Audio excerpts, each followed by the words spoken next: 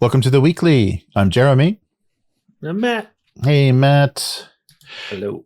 And this week on the weekly, Fallen London, Old World RPG, Fighting Fantasy, the books return to the US, and Dungeon Scrawl on Roll20.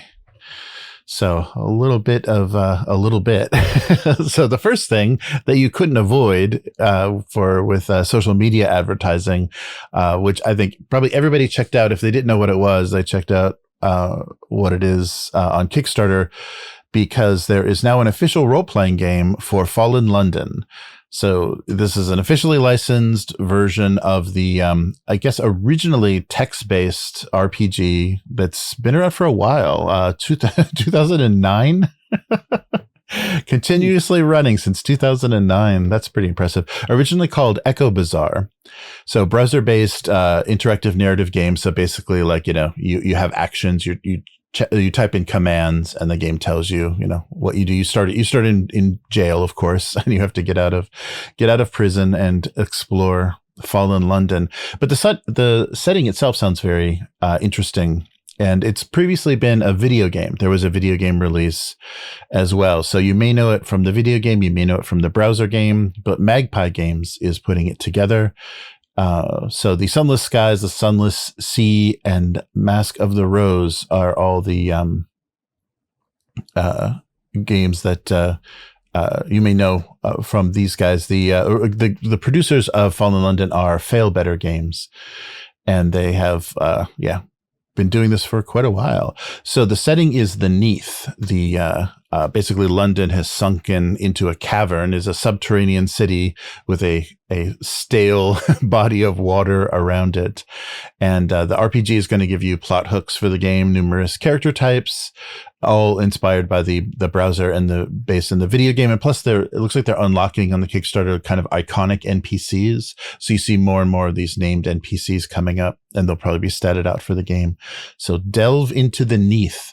London, 1899, 40 years ago, the city fell into a vast cavern beneath the earth. Now hell is close. Immortality is cheap, and the traitor Empress Victoria still reigns.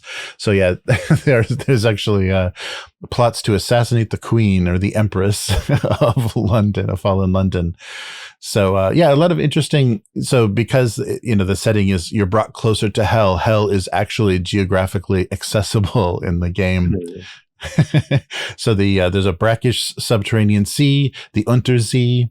The Presbyteriate of the Elder Continent, and the Connaught of the Z are the other continents. And and off to the west, of course, is hell itself. So I guess that'd be in the direction of America, right?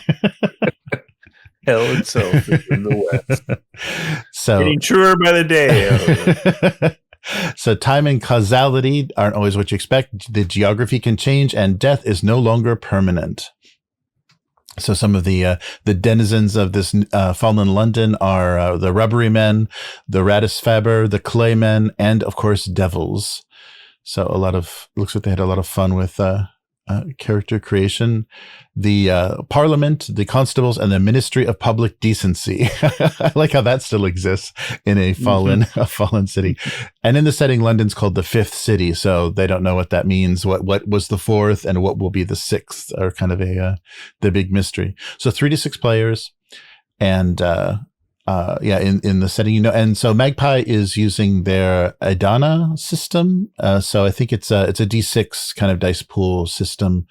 It's very simple central dice mechanics. There's a quick start if you want to see kind of what they're explaining, but basically it's an attribute and a skill. So you have add an attribute between 0 and 4, and you roll a skill die. You may have an asset die, and you may also have a good circumstance die for advantage. And you make those rolls looking for 5s and 6s. And and some of the character creation looked kind of fun. So each PC is built on picking from 6 different options: their nature, their origin, their profession, their disposition, association, and the twist. So do you have an inappropriate pet? Have you lost your memories? What's the twist for your character? So 12 base skills, and then menaces. So menaces are the car consequences, kind of like the conditions you take in some of the Free League games. So you can have nightmares, or there's scandal, suspicion, or actually just wounds to the body. But and then of course they're going to support both Alchemy and Roll20 for the VTT assets, and they're unlocking things like art prints, dice trays, all that good stuff, cloth maps. It looks like a pretty busy. And they've also unlocked the Z Expedition, a conflict system and guide to London's supplement. So yeah, there's a lot of supplements. So it looks like they're going to be opening up, as long as a lot of iconic NPCs, the captivating princess, the skinned Pharisee, a dice bag, the poisoner's handbook, and of course your garb and attire catalog. So if everything digitally is for a pledge of $29, so that's not bad. All the PDFs that are unlocked, and it looks like a lot of stuff is coming out. And they said also that that may be the VTT assets as well. They said if you want just the VTT and digital, the deliciously digital pledge is good. Just the basic hardcover book is $59, and all the supplements, the book and all the supplements are $99, and it goes up from there for all the goodies included that they unlock, the maps and dice bags and everything. But it looks interesting. I never played either the video game or the text-based game. Had you heard of it before we got attacked with the advertising? I'd heard of it, I think. I was noticing in the chat that Abyss has played it before. Oh, nice. Yeah, so maybe he can give us a little more feedback. He said it was interesting. Nice. But my impression when I started seeing the advertising, my first impression, which obviously was not correct, was Blades in the Dark kind of vibe. Yeah. Yeah. But I don't think that's the way it goes exactly at all. Really, right. Seem like, so could be cool. Yeah, it seems like you're more on your own, and like trying to making your way, and also that it's expected that you're going to be torn apart by something and then show back up. Yeah, you will not escape. So Magpie, they're also the ones that did the Airbender, like the last Airbender game, right? Was that Magpie? Yeah, I think that was their big license. So yeah, this is a pretty big license. It's already been established. There probably is a player base, from 2009 that they can rely on, and people that were made aware from the video game. So it seems like it's doing well. They're collecting some big bucks from the campaign. So hopefully they can execute, as well as they did with the last Airbender. Or was that Evil Hat? Or was it Evil Hat or Magpie? I'm getting confused on the indies that are making it big. I'm not sure, but that system you described, I've heard of before, because I remember us talking, and I was like, that sounds like the Year Zero system, but they made it 5 and 6 instead of 6. Right. for the successes, and yeah. Oh yeah, no, it is Magpie. Yeah, so Magpie had huge success online with Avatar. Yeah, they had it was in the millions. So let's see if they'll do that again with with Fallen London. Oh my god. Yeah, so so a lot of different options for that. So yeah, take a look at the there's a quick start for the game on the Kickstarter page, and also you can take a look at the browser-based text game, and check out your Steam wish list just in case Fallen London is on there. All right, so another game that popped up. I don't think they're crowdfunding it, but it's a new license. There was a little bit curious. It seems like they're just going to milk the poor boys at Cubicle 7 until they get every penny out of them. So Warhammer: The Old World.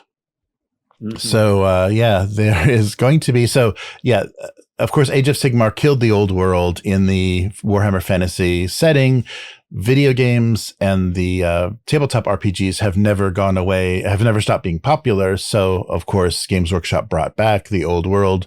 But this time they're going to kind of, pull the setting back a little bit and make it very unsatisfying. All the, the things that you enjoy about Warhammer Fantasy will no longer be there. So there's no Skaven and lizard men, and there's nothing fun. It's all just, people derping around in the Empire. But Cubicle 7 is paying yet another license to Games Workshop to make Warhammer the Old World. So they're saying this is kind of a introductory, or kind of maybe more of a gateway game. So simplified mechanics. If the Warhammer Fantasy original, or what their version of it is too crunchy, a little too deep, this may be an easier way to get in. So the Old World takes place in the in-universe year 2276 IC. So it's 250 years before the era of Emperor Karl-Franz. And the things that they have been saying in interviews is this is not meant to replace Warhammer Fantasy Roleplay. They don't have a release date yet, but it's in progress. It's going to be a D10 die pool system as opposed to a D100 system. There are no hit points or wounds. You will play ordinary citizens with a few unusual races, and the release is going to be a player's guide and a GM's guide. And chaos corruption is going to be in the GM's guide, but they also talked about chaos being a little more rare and a little more hidden. So another fun thing about Warhammer Fantasy is going to be less present. So chaos and corruption will be, weaker and not so present. The thing that looked a little bit interesting though is, your session 0 your group will be a grim portent. So you'll discover the nefarious goings on in the Empire and decide what you're going to do about them. So something you just can't ignore that you're going to have to face. That might be a nice way to set up an adventure. And instead of meeting in a tavern, it can be a conspiracy that, becomes apparent. So they're going to release a player's guide, a GM's guide, a starter set, and then a GM screen with a booklet that has a campaign kind of starter. So what did you think reading about this release? This one's got me going two different directions, man, because I love Warhammer Fantasy and I love first and second edition, and I am perfectly fine with fourth edition. We do not speak of third edition. The board game, you mean? Yeah, the sell you crap edition. So when I saw this, because fourth is pretty strong, it's pretty successful. I mean, it has some clunky mechanics in my opinion, but the basic mechanics are very much inspired by first and second edition. And so I was very skeptical. They're moving it back 250 years, which that doesn't bother me at all, because then, I've never relied on a book to decide what is going to show up in one of my games. Yeah. So I'm not so stuck with canon that I wouldn't use Skaven or something if I wanted to. But the system is radically different than the old system. And as long as it's a tight, good, well-running system that feeds into grim, dark Warhammer, then cool, I'm fine with it. The little bit I saw was you're rolling dice based on your attributes, and your target number is based on your skill, I guess. So maybe that's cool. I don't know. The combat better be good, because that's one of the things with Warhammer was like just gritty, gory combat with arms being lopped off. You got to have that, or you're not doing it right. You also need some kind of corruption, or some sort of chaotic corruption possibility out there. And you probably need like good sanity and fear rules. So if they're putting all that together, then cool. I'll probably check out the starter set or whatever they do for it, but I'm very skeptical. It feels like Games Workshop said, we don't consider the old world to be the same as Warhammer Fantasy. Right. So we're going to soak you guys, make you do a totally different license, or we'll just give it to somebody else, and then suddenly there'll be 2 Warhammer games on the market. Right. You'll be screwed. So they're like forcing them to pay them to water down their products by running 2 essentially competing lines. You know what I mean? If you don't, that's messy. Yeah, it is. And if you don't license it, somebody else will. So yeah, but that's how Games Workshop got tricked into licensing the Lord of the Rings, for their Middle Earth strategy game, is because they were so worried somebody else was going to do that and it would outcompete Warhammer Fantasy. Yep. So they just licensed it to prevent competition. The frustrating thing with the old world is it looks like the setting and everything, all the decisions they made to bring it back, because it doesn't look anything like some of the early concept artwork they were showing us. They're just recasting the old miniatures, boxing them up, charging triple, what they were, maybe with the inflate, or, with in today's dollars, it's not actually that much more expensive, but it feels very expensive for these very old sculpts, for most of those miniatures. And it was all based on things that didn't continue into Age of Sigmar. So the Seraphim, the lizard men became the Seraphim in Age of Sigmar. The Skaven became a major, they did resculpts and made them a bigger race. So they don't want models to work in 2 games. So they basically chose the setting based on rules and, licensing and model availability and what they had done. So really stupid. I mean, it doesn't, you feel the marketing department and the licensing guys and basically the lawyers are making the decisions about what these settings are going to look like. And that sucks. Yeah. That's not cool. But yeah, focus on the Empire as the default setting, and we're not unlike the previous setting. We're not getting any. It's Talabheim is the Taalagad is the original setting, so a little bit different than you might expect, and we're not getting Bretonnia right away. So yeah, this would have been a chance to set it somewhere else. But we'll see. So yeah, focus on sandbox and simpler rules. And I don't know. Cubicle 7 stuff is not cheap, so it's hard to get committed to getting into a new game that you may not be able to get people on. And it also depends on, especially for us, like what kind of VTT support they're going to do. I think I forget if they're Fantasy Grounds or who. Cubicle 7 kind of had a default, I think, for a while. I don't think we've played any Cubicle 7 games on VTT. Yeah, they're not on. They're definitely not on Alchemy. Yeah, I don't know what else.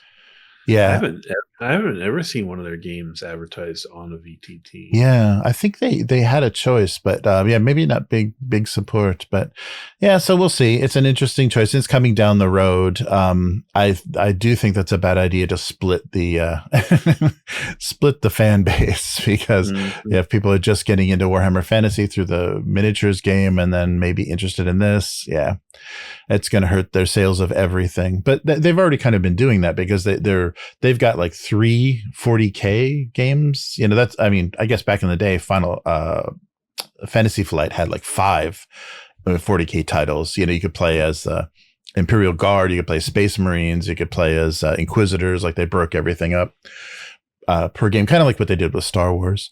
So we'll see how this goes. I definitely want to see the rules and see if it's a fun game. But as we've been told with some of the other properties, they're kind of a mess.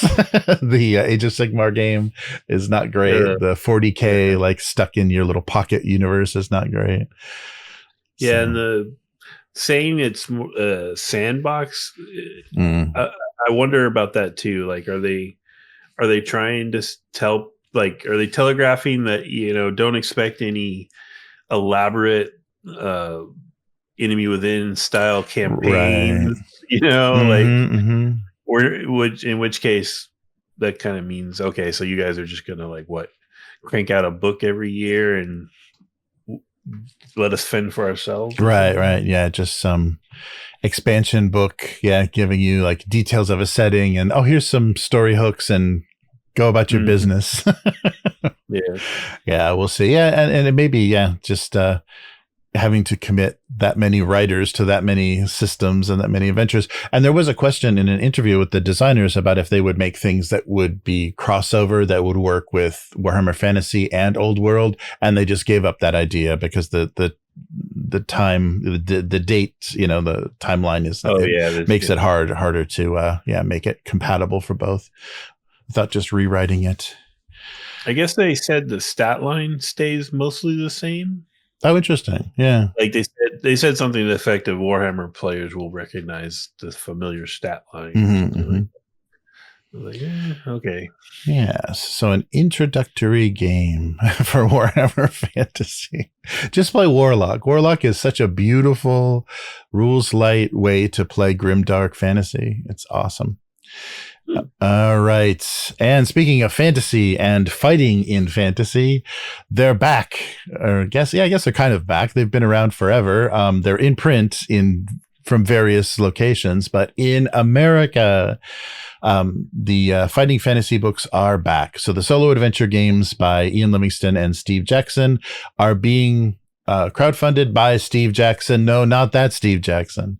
For the first time in, I guess, 2 decades, like about 20 years in the US. So they're getting reprinted.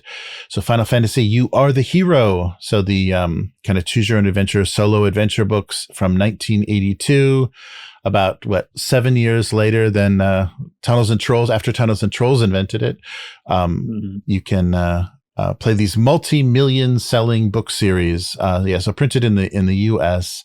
And so that means, you're probably not going to want to try to get them out. They've stayed in print, I think, in the UK the whole time. So if you're outside of the US, it's probably easier to get them from the UK. But for American readers, they're doing a format. I was hoping they were going to do like a deluxe format, some kind of cheesy, crowdfunding. But I guess Steve Jackson really isn't famous for doing that. But taking those classic, fighting fantasy books and putting them in a faux leather, with some kind of silly effects would have been nice.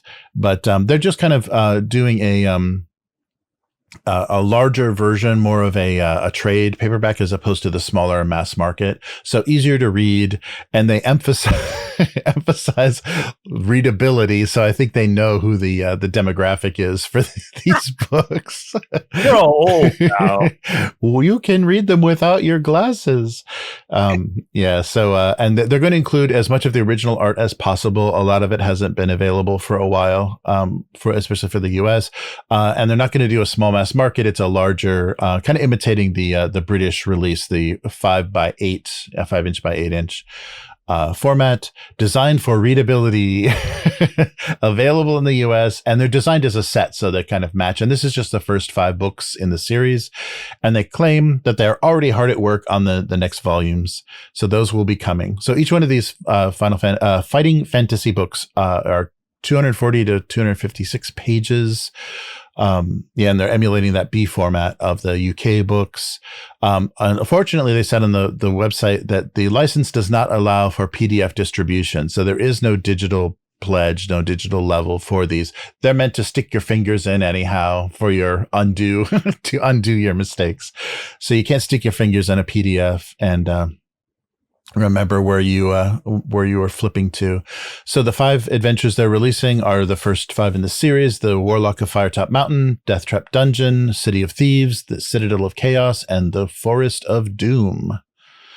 So it looks like if you're going to buy them individually, they're $15 a book standalone, and I think up to $60 for the set. It's $60. So yeah, they're standalone or purchase them. 1 or 2, and then you can add on to get the full set. So there wasn't a listing for the there's a retail listing for the full set, but they were just listing the individual price, maybe to make it sound like a bargain when you purchased all 5. But of course, so the shipping, they are saying it's available worldwide, but the shipping is going to be pretty brutal. I've had some expensive Steve Jackson orders, so I wouldn't imagine it's going to be easy to get outside of the US. And they're also promoting on this campaign their Choose Cthulhu, which are their Cthulhu series for Choose Your Own Adventure. So those solo adventure game books. The Fantasy Trip books will also be available. So anything Steve Jackson has done fantasy-wise, you can get your hands on. But Yeah, I'm excited, man. Like, I had a friend in high school who had gotten a bunch of stuff. Ironically, while his dad was stationed in Japan, they lived in Japan, and he got some of these Final Fantasy books and some of that. Oh, what was that other one called? Do you remember that one where it's like they were like combat books, and like one person would have one and the other person would have the other, and you'd pick a page and compare results. I can't remember what one was called, but it would be like Samurai versus Viking. Oh, wow. That kind of yeah. I can't remember. Anyway, he was all in on all these like kind of just play out of the book games. And the little bit I got to play with these when I was back then it was a lot of fun. And so I'm pretty excited. And now I'm looking at the Kickstarter, and it's reminding me that there's a bunch of Ian Miller art. Oh yeah, of course. And just some really cool old school vibe to the art that they're showing. They're not showing a lot of the art on the Kickstarter, which is a little annoying, but it's cool. And these would be fun to do on the channel, I think. Oh yeah, no, that's true. And $60 for the was it 5 book set? That's not too bad. Yeah, it was at 12. Yeah, it knocks it down a few dollars. Yeah. No, that's not bad at all. So we'll see what how they do with that. Yeah, it's funny because I've seen and maybe because I'm seeing my online shopping is more international now, but they've never been kind of out of print anywhere. I've always seen the fighting fantasy books around. But that's cool. They are back.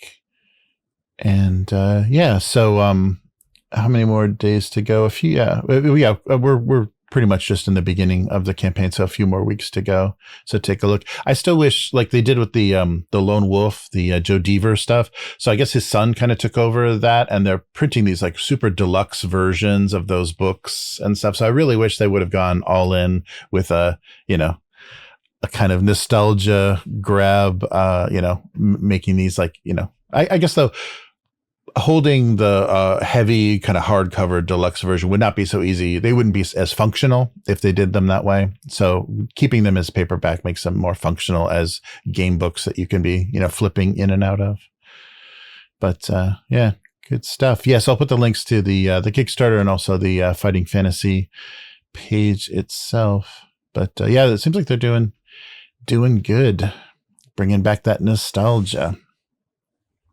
And finally, they've solved the problem of making maps in Roll20, I guess. So Roll20 is now connected to Dungeon Scrawl. So Dungeon Scrawl is a really decent, like real fast mapping tool. It's been free for a while. Of course, they have a pro subscription as well. So if you have a pro subscription for Roll20 and a pro subscription for Dungeon Scrawl, you're all set, because just what you need to pay is another subscription. So you can easily launch, and not only can you do maps on the fly within Roll20, but you can anything that you've done in Dungeon Scrawl that's saved in that app can be brought into Roll20 as well. So it gives the ability for everyone to connect their maps and quickly draw a map out and then just drop it into your game. So real-time map making, which may help a lot if it's, if it doesn't crash, if it's all functional. So Dungeon Scrawl is now, a connection is now established for all Jumpgate games in Roll20. So it is the new updated version of Roll20. Jumpgate is the latest version of Roll20, and you are probably already using it, and you're probably not impressed. But start a new game, you can use that version. So Dungeon Scrawl offers isometric maps, PDF export, square or hex grids, and they've got a lot of built-in assets so you can drag, tables and desks and bookcases, right into the maps immediately. So give that a try. It's a free map making kind of browser-based deal. So give that a try if you want to see how it looks. It's very old school. It's got the hash, the kind of cross hatching to show, the edges of the cave walls or the dungeon walls, and it, draws things on a grid. So if you have the pro subscription for Dungeon Scribe, it will give you a dark mode, colored lighting, and then, of course, the ability to use these maps commercially. So you can publish, something that you've made in this, you can publish it publish those assets themselves. So it's a free to use map making tool designed for making simple spark creativity by enabling exploration and take the stress out of creating maps for TTRPGs. And now, thanks to this brand new connection, whether you need a last minute tavern or you want to prepare an intricate dungeon for your players, or you simply love the excuse to get your creative juices flowing, it's never been easier. So there's a video tutorial on YouTube of how this integration works. And it's pretty straightforward. It looks like anything that's accessible, you can drag in and you can kind of jump out into Dungeon Scrawl, draw something, and then drop it on. And it'll, be on grid in Roll20. So yeah, the competition continues. People are just grabbing up, all the little accessories and supporting programs and stuff for either side. You're either going to be on Roll20 or sucked into somebody else's ecosystem. So if I'm doing the math right, if you want the total Roll20 mediocre experience, right? Yes. You now need 3 subscriptions. Roll20, Discord, and Dungeon Scroll. Well, there you go. Yeah, that's nice. None of it's going to be. Maybe eventually, once Roll20 buys all this stuff, it's going to, or once it's under one company, it'll be one subscription. But yeah, for right now, yeah, it seems like a bunch of different pieces.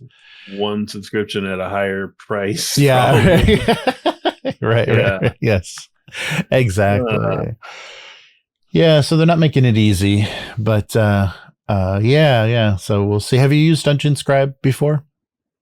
No, I mean, the way you described it, I think I've messed around with some web apps that do the same thing, but not that one specifically. I'm struggling to understand the utility of that in game. Like, to me, like a map maker type program is great asset to have preparing for a game, but in game, it's kind of reminds me of the argument about whether or not people, GM should have like a bunch of music programmed, right. Like you're always stopping everything to fiddle with something, and it's like, I just want to play. That's true. Yeah, just talk amongst yourselves. I'm going to draw the dungeon level 1.